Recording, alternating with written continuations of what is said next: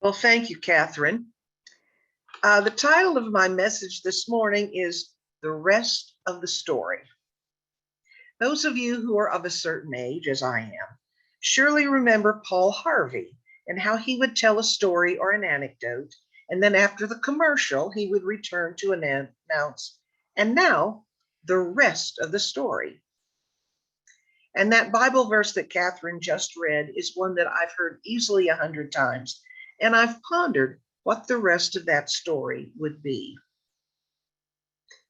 In the gospel passage that Miles read so beautifully, we learn that Bartimaeus is a blind beggar on the outskirts of Jericho. His name means son of Timaeus, and is he so insignificant that his name is unimportant, that he is only referred to by his father's name? But according to the metaphysical Bible, the name also means son of pollution, son of the unclean, and son of contamination.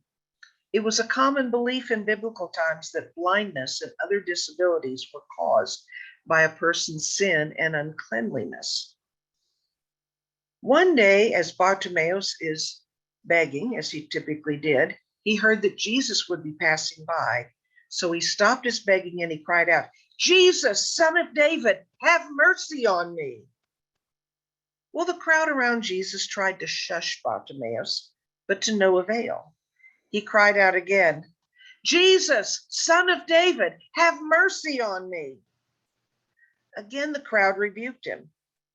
Jesus, however, went to him, asked him what he wanted, and he said, "My teacher, will you restore my sight?" And Jesus told him, "Your faith has made you whole." Jesus put his hands on Bartimaeus and healed him. He restored Bartimaeus' sight.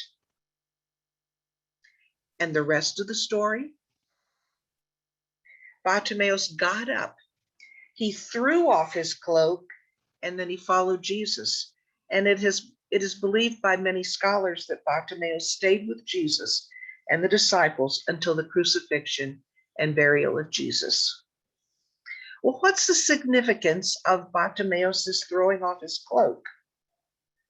That garment not only protected him from the elements, but it was a government issued garment and essentially a license for him to beg.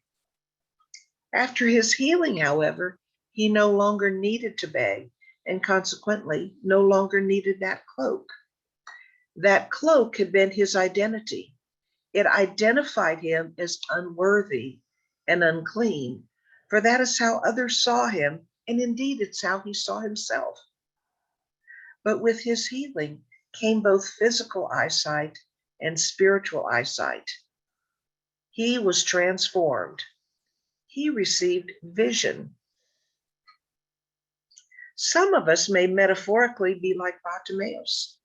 We may be wearing invisible cloaks, cloaks of guilt, or feelings of unworthiness or uselessness. Helen Keller said, "The only thing worse than being blind is having sight, but no vision." How can that be? Aren't vision and eyesight the same thing?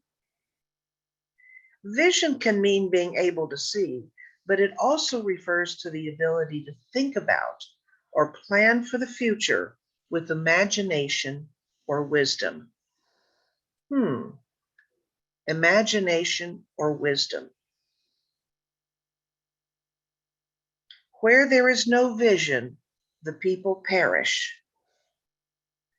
Where there is no ability to think about or plan the future with imagination or wisdom, the people perish. The Hebrew word translated as perish is paura. It was the word used in biblical times where a woman's hair was let to flow out of its covering or its hairband. Now, some people may say on occasion that they're having a bad hair day. I often think I'm having a bad hair life. No matter what I do, my hair is wild and untamed. And I sometimes say that's the purest expression of me, but that's another story. Some dictionaries use for paura the term unrestrained, wild, feral, undisciplined, unguided, floundering. So where we have no vision, that's what happens. Without vision, we are unrestrained and unguided.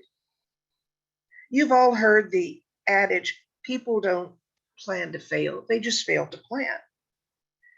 I think that sums up what it means to be without vision.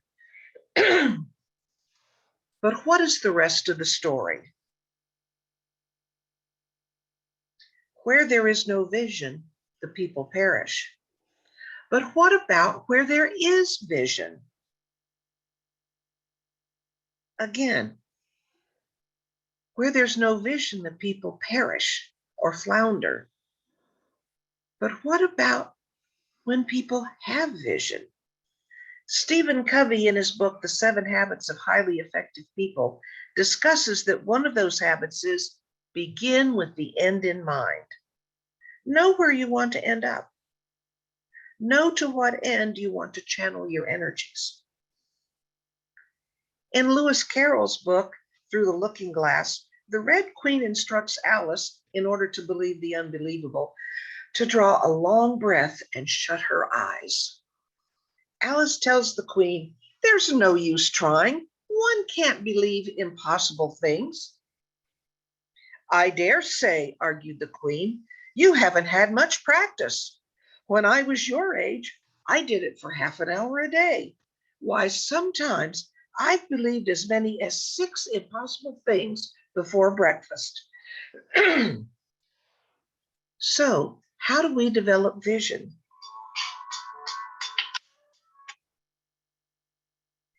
Bartimaeus asked Jesus for it. We can do the same. And perhaps the Red Queen was on to something. Draw a long breath and shut your eyes. Isn't that something akin to what one learns to do in meditation? To shut one's eyes and concentrate on one's breathing?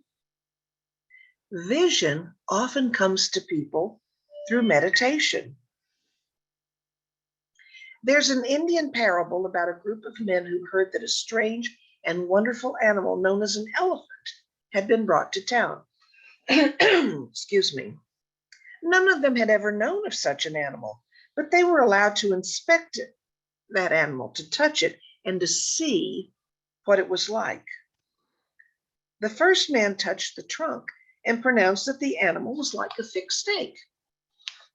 The second, who touched the ear, described the elephant as a kind of fan. The third, whose hand was on its leg, described him as a pillar, like a tree trunk. Another man touched the elephant's side and said it was like a wall. The one who felt the tail described the animal as a rope. The last man felt its tusk and claimed that it was hard, smooth, and like a spear. Each man was correct, but his perception was only partial. Sometimes our vision is clouded or only partial. 2 weeks ago, an Indiana friend was visiting me. Pardon me, folks. I mentioned that I was working on this sermon and asked her thoughts about the topic. Her example illustrates vision perfectly. Chris taught English for many years in Warsaw, Indiana. One year, she had assigned her homeroom students the task of writing a letter supporting their choice for Teacher of the Year. Now, most of these students were rather affluent, kids of well-educated and well-heeled parents, and they lived in expensive homes in the best neighborhood in the town. One student, however, Kyle, was dirt poor, yet very smart. Most of the kids chose their fun teachers, or the teachers who had helped them earn scholarships, as their candidates for Teacher of the Year. Kyle, though, nominated his building trades teacher. Now, that particular school had an excellent building trades program where the kids actually learned to build a house. Kyle wrote, "He is a cool guy and all, but he taught me to build houses that are really nice. I know how to put in walls, floors, and windows, and to install a roof so that it doesn't leak. I can paint and put up great woodwork. My kitchens are both handy and beautiful. I can create bathrooms that are like spas and landscape a yard to fit the design of the house.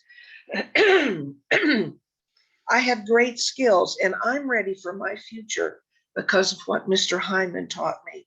But the best part is that I know I can build a house like that for my family and me. Kyle then added, I grew up in a trailer park and I'm not ashamed of that. But I always thought that people like me would always live the way they grew up. I never thought much about it. But now I know I have a choice of what kind of house I want, and I can make it happen because I know how to design the space I need. Mr. Hyman taught me more than a trade. He opened my mind to opportunities I never believed I could have. He gave me courage to envision a different kind of life, and he gave me the tools to make it happen. The rest of the story, Mr. Hyman was chosen as Teacher of the Year because of Kyle's essay. Kyle has subsequently built a beautiful home that he lives in. And my friend Chris interviewed Mr. Hyman after Kyle had written his essay. And she spoke to others in the community and learned that every single contractor in Warsaw, Indiana, had been trained by Mr. Hyman over the years. He must have given vision to many students. Where there is no vision, the people perish. They flounder. They are unrestrained. But what can you do with vision? What can I do with vision? What can our church do with vision? Can we, as a small congregation, make a difference in our community and in our world?